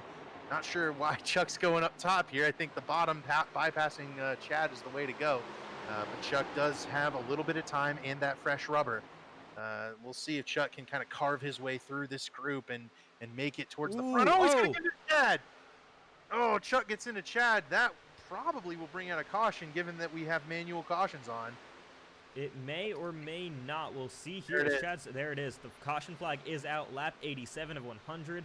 We're going to have just 10 laps to go here before we finish off this race here. So that's certainly changed up a lot of things. Chuck Sweeting there maybe just went for a little bit of a gap that wasn't quite there. We'll take a look, though, and see what that replay looked like between him, the 15 car of Chad Frankenfield, and the 13 of Marcus Frucknicht. Oh, yeah.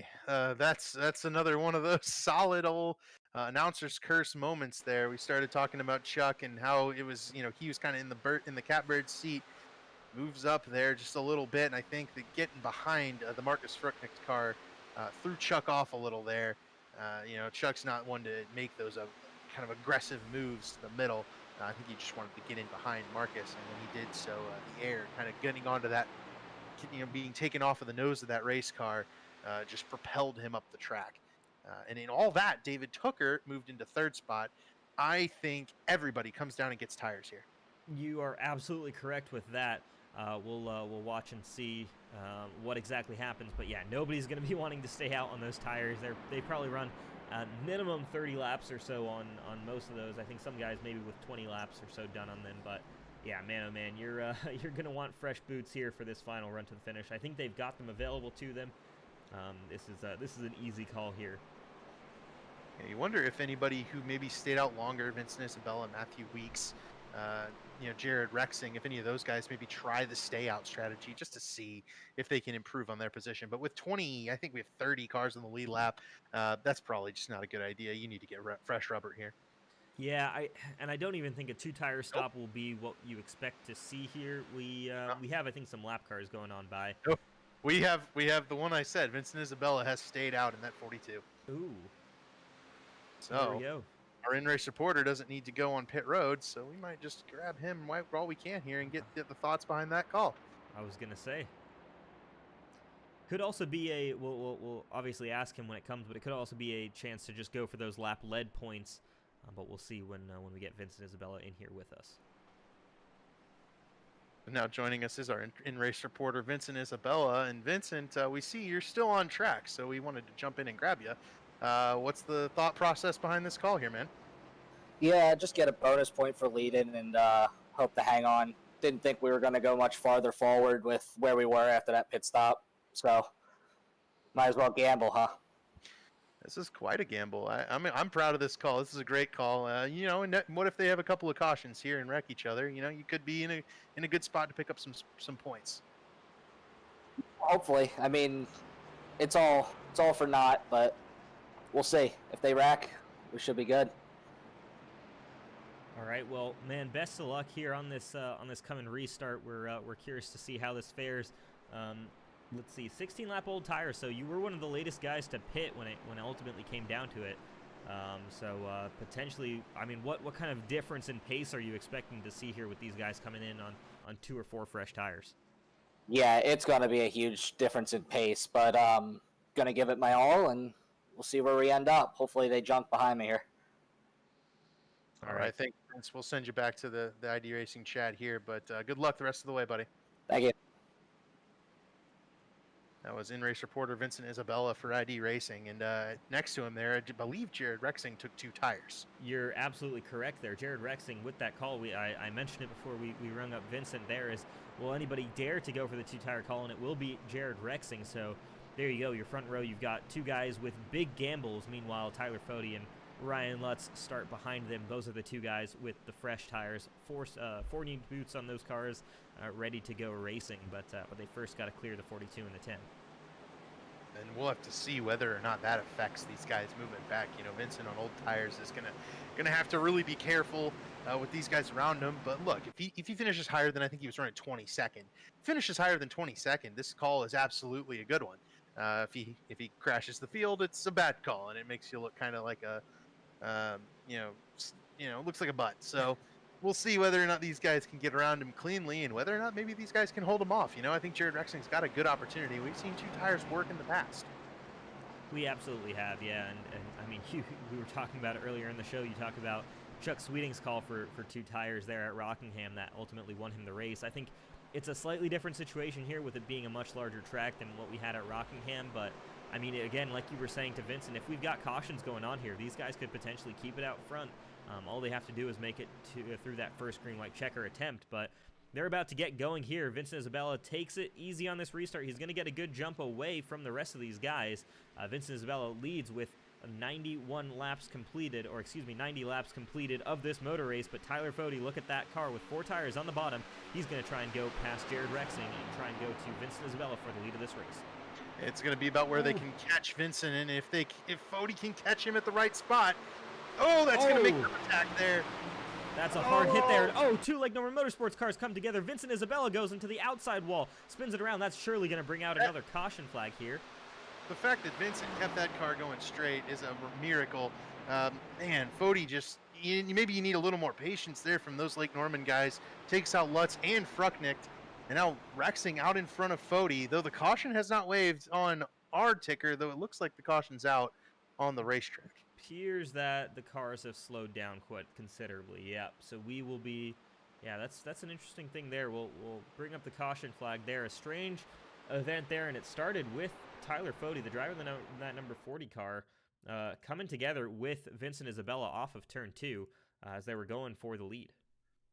Oh man, and we talked about it. It's tough when Vincent's put in that spot. Fode goes for it on the, exiting the corner. That's just a hard place to pass.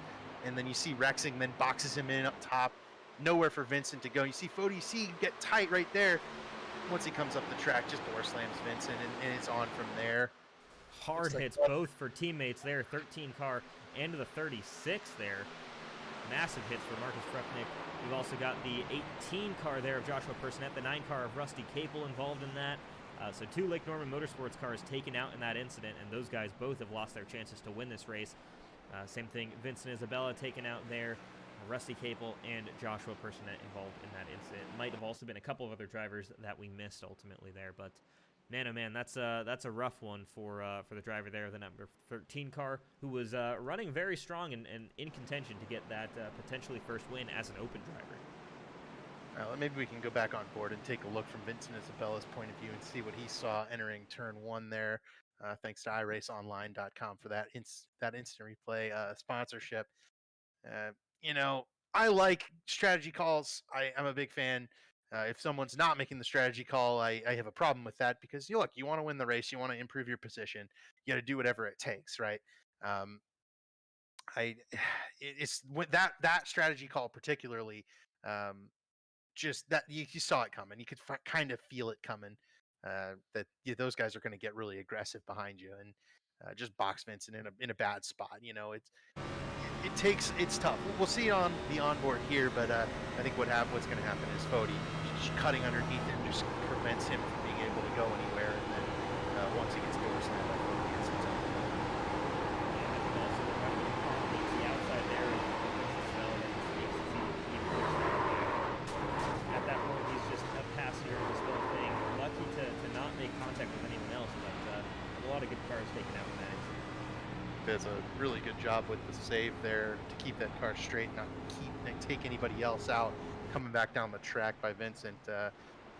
And you guys are going to point the finger immediately right at that 42 car for staying out, but it's a good call. I think it's a good call. Had anybody else done it as well, it might have been different, but guys are going to push hard on those final restarts. And he got boxed into a spot that this kind of a no-win situation. Yeah, you hate to see a big wreck like that, especially take out guys like Ryan Lutz and Marcus Frucknick, who were running so well.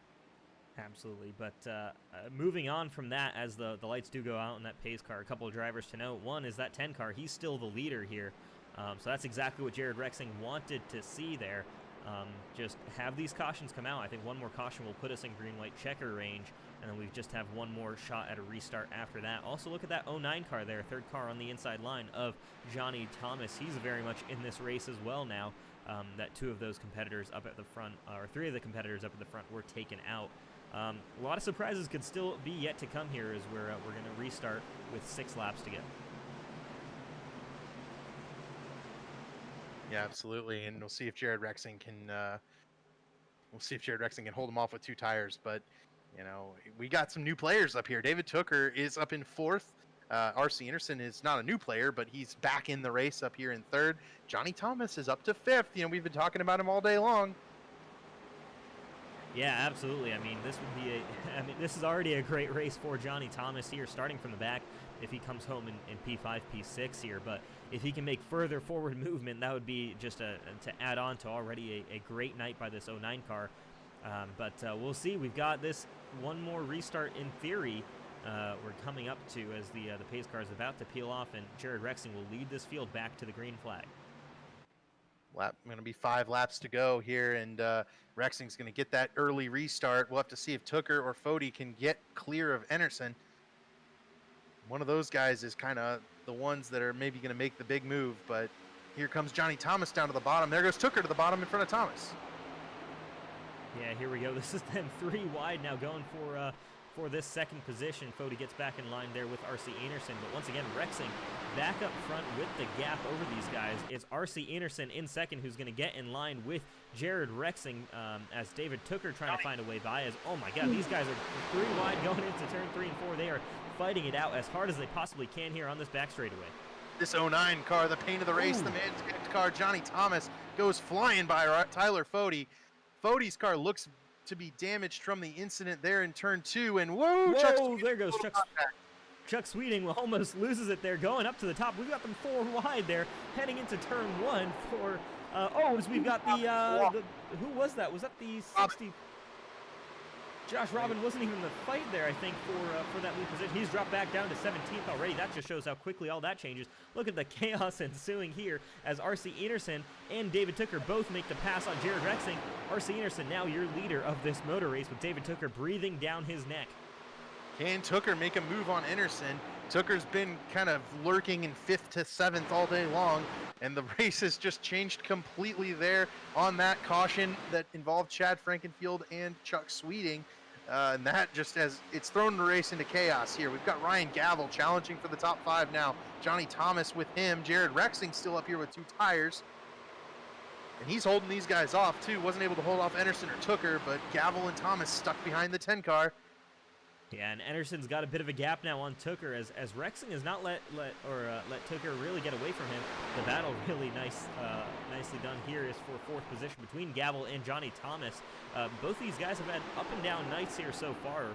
Johnny Thomas obviously starting towards the back. Gavel started pretty far forward but fell back for a little bit, is back in the fight here now. But here we go as RC Enerson seems to be slowing on the bottom.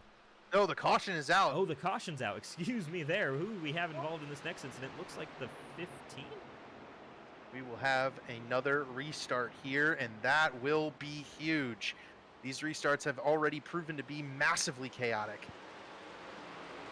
Yeah, this was a huge incident here. I'm trying to figure out who on earth was involved in this past incident. Trying to take a look at our track. It might have been the 18 car here of Joshua Personette. We'll head over to the iRace Online replay and see what happened to him.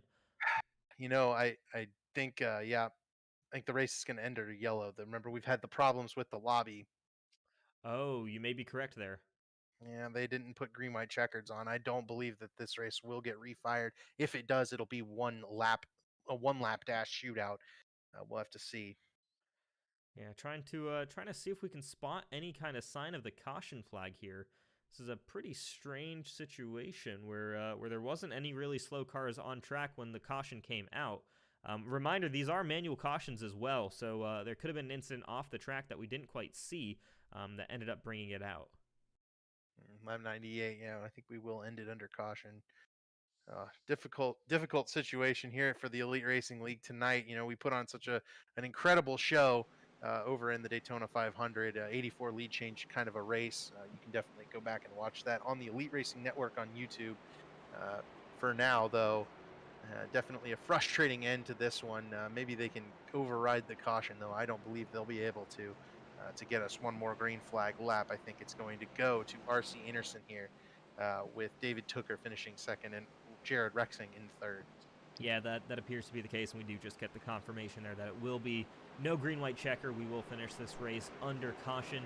Unfortunately, we weren't able to find the source of this final caution that's going to bring the race to end like this. But congratulations are certainly in order for RC Enerson, who will be picking up his first Cup Series win in the Elite Racing Leagues. He's won on road courses in the past in the Xfinity Series, but to grab it on an oval, on one of these bigger ovals especially, and in the Cup Series, the Premier Series, he'll be locking himself into the chase as well tonight. And that's a tentative lock. RC he missed the Daytona 500, as you remember, although he was very dominant in his dual race, and he certainly wants to be here, but a professional racing schedule may or may not allow him to make every race. So should RC make the requisite number of races, he will be in the playoffs and definitely one of the drivers to watch for the championship. But what an incredible race there. I'm disappointed, man. I was really hoping for an opportunity to see David Tooker try to flash by RC Enerson and grab that top spot. We know Tooker is definitely one of the more aggressive guys who can make that happen. And then that battle between Gavel, Thomas, and Rexing was going to be pretty solid for 3rd as well. Looks like Gerald Campbell's going to finish 6th. 31 car was there all night, but just outside the top 10 for most of it. Rucker, Colin Fern, Tyler Fody, and Hank Steinmiller are going to be your top 10 right there with, looks like Shane DiMantova will run 11th and Josh Adams 12th. Yeah, the top 15 finishes off with Josh Clark and Caleb Thompson, with Chuck Sweeting ultimately ending down in the 15th position, potentially getting involved in just some of the chaos that was ensuing there in those final couple of laps here. We'll have the cars halfway down this back straightaway, and we'll be speaking with our race winner soon. But yeah, an unfortunately glum end to a otherwise fairly exciting race. I mean, it certainly came alive, especially in the end. The second half there, after the first set of pit stops, those green flag pit stops, I think, made quite a bit of a difference there, and we saw guys changing up the strategy, making different runs, and yeah, unfortunately that it has to end this way. But I think we've had, if you look at the race as a whole, we've had 2 great races back to back here in the Elite Racing Leagues to start off this season with the Daytona 500, and an unfortunate end again for this one, but the racing up until this final point was fantastic. It was. These guys put on another great show for us.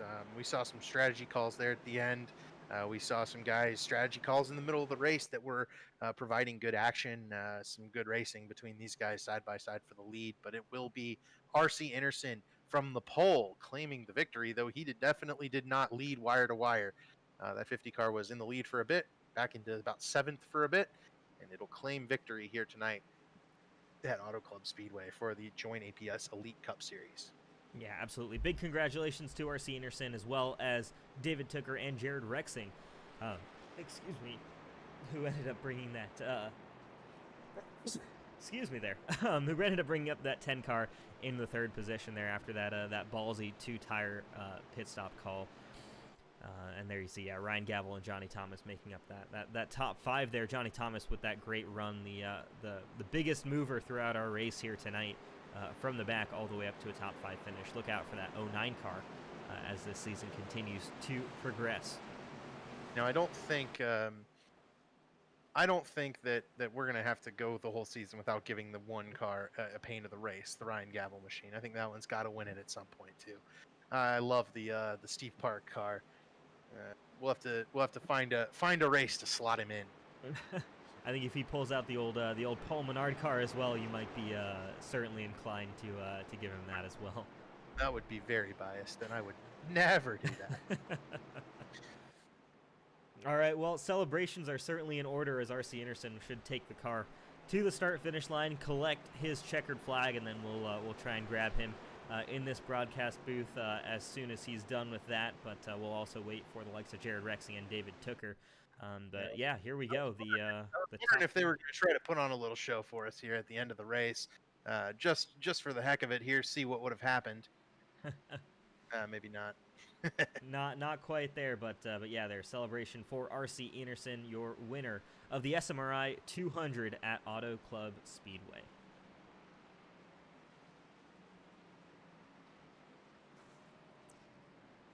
Sure, some congratulations are in order. RC, a fairly popular driver within the elite racing paddock there.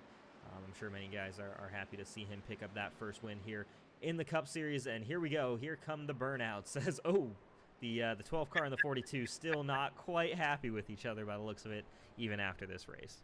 Yeah, I'll remind you guys, those guys are friends off the track. Vincent can get a little hot-headed in the race, but you know, that relationship is fine. Those guys will be great, and we'll see how this next race unfolds here. Where are we going next week? Oh, you're asking me something that I should know, but I never know. I should too. Yeah, we've both got reasons why we should know this. I gotta slip on through here. Looks like we will be going to Milwaukee Mile. The Milwaukee Mile. That's going to be an exciting one for sure.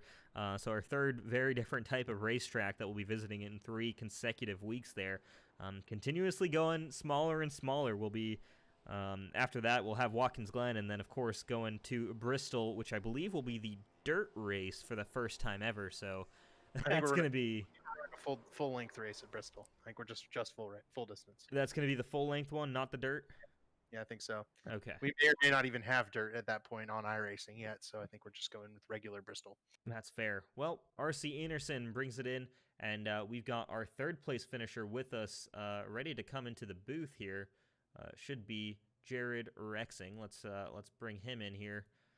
Jared, man, you made that 2-tire stop work. Unfortunately, we couldn't get it to finish under green white checker, but I'm sure you're pretty happy with that nonetheless, especially with the strategy call you ended up making. Yeah, it is unfortunate that iRacing was screwed up tonight. We didn't get that green white checker, but I'm not complaining because if we had it, I don't think I'd be here. Yeah, Jared, talk about the thought to take that 2-tire call. You know, we saw Vincent Isabella also stay out there. We had a tight window on that restart. Did you think it was going to kind of end up that well, or were you worried that you were going to kind of get piled into like Vincent did there? Well, Vincent stayed out. I really didn't expect anyone to stay out, but you know, I waited to pit longer than everyone else in that green flag stop, so I thought, yeah, why not? I'll take 2.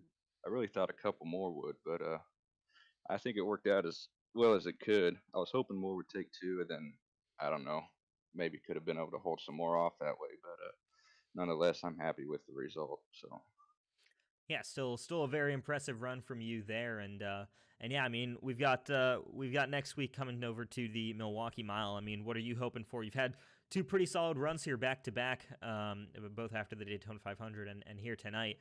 How are you hoping to build on this momentum that you started really at the end of last season? Yeah, right. Last season went horrible up until I won and got my way into the playoffs, and so I'm just building off that. Ran good at Daytona, I think, until I was caught up in a wreck, and ran good tonight, even though I missed my stall on that first caution, went from 30th to about 11th right before the last caution. So I'm running good. I just need to quit making mistakes and carry the momentum. And Jared, do you think you can kind of take this finish and propel yourself to another, hopefully points berth to the chase rather than having to win that last race to get in?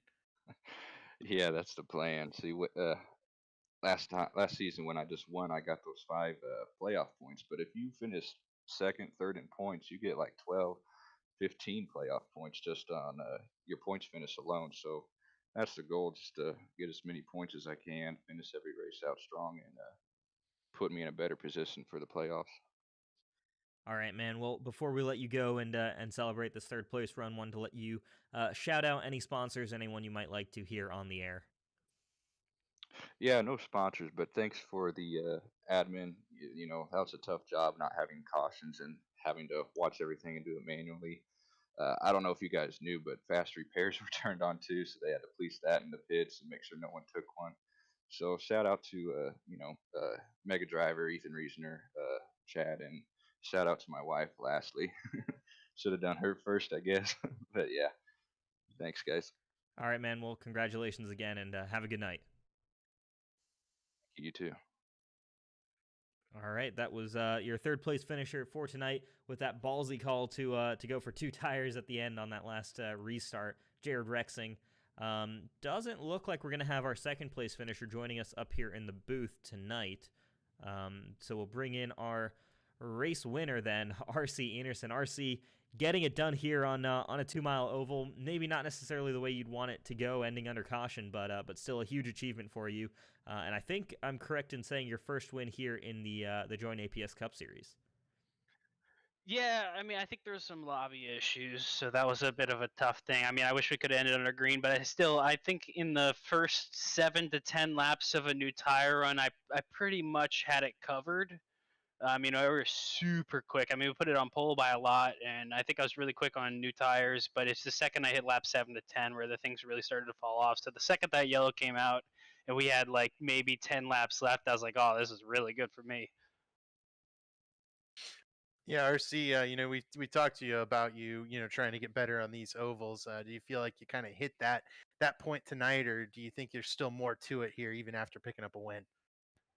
Yeah, I still think really need to practice way more on my tire saving.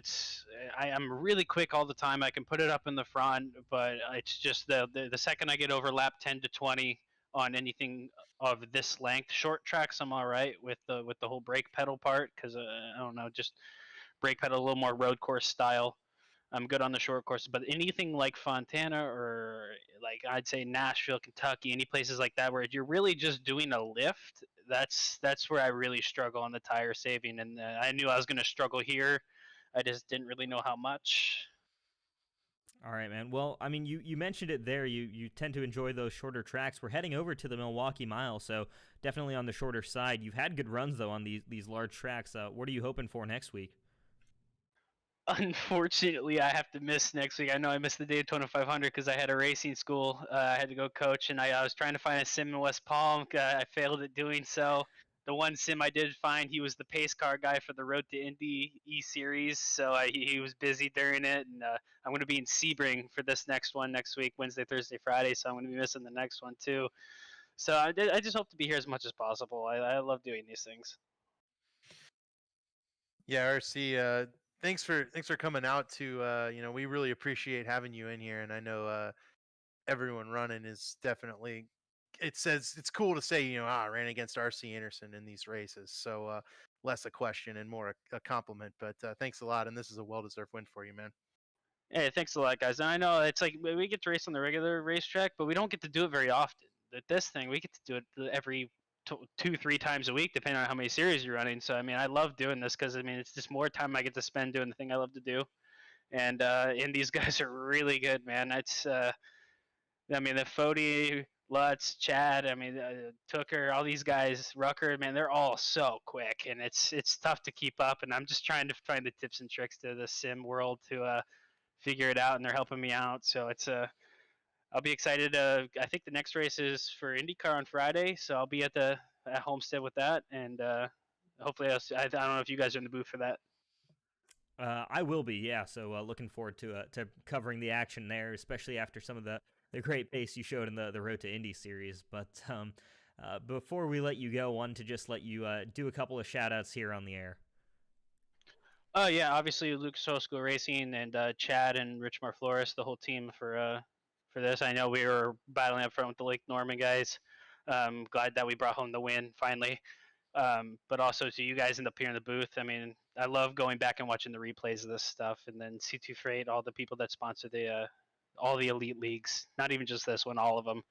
It's a lot of fun, and I enjoy doing this. I'd love to do it for a long time, and I hope to be back. I'll see you guys on Friday. All right, man. Well, congratulations once again on your first win here in the JoinAPS Cup Series. Enjoy this one.